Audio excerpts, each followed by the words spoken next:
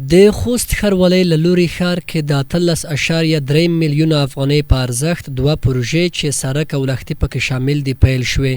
د ښاروالۍ ادارې مسؤلینو په خبره چې د پروژو ټول لګښت د خپل انکشافي بودیجې څخه ورکول کیږي. همداشان دوی زیاتوي چې د مهال ښار کې پر 5 پروژو کار روان دی او په خبره نږدې ورځو کې به د 6 نورو پروژو بنسټ ډبرې هم کېښودل شي.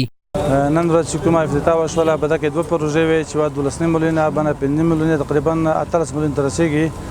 موږ 15 پروژې کار لاندې دي، دوه نن افتتاح شوله، ان شاء الله په کم وخت کې به 6 نور افتتاح شي چې تقریبا ساکل موږ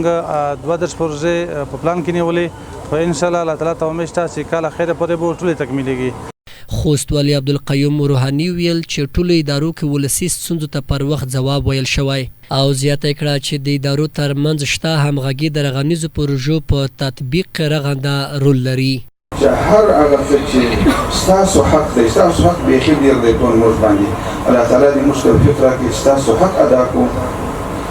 او د ادارو د ملګرو څخه خواهش دا دی چې یو د بل لاس ونیسو سره او بیا په عموم کې مې د ټولو مسلمانانو څخه دا خواهش دی چې هغه دلته په دغه ښار کې چې د کوم چا وس وي زموږ سره همکاري وکړي او زموږ لاس ونیسي.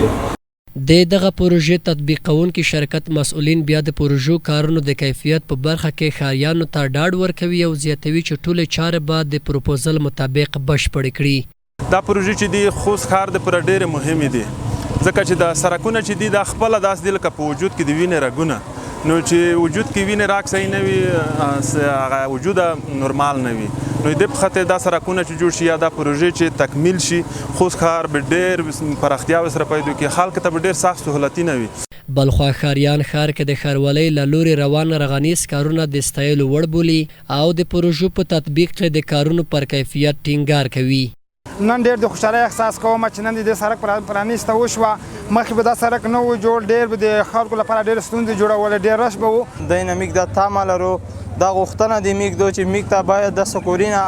سام کړي چې موږ د کندوره سره سمه شي. اوس په دا ځای کې موږ د وچې میوې د کون دی موږ ډېر به ورسره په مزاحمت او بیخي ورسره په تکلیف و چې موټر به تیز تلو یا ګردونه به یې کړل، موږ ډېر ورسره په تکلیف و چې اوس به م چنکا وکړه، ګنټه بعد به چنکا وچه شوه، د ګردونه موږ زیات ستړي وو.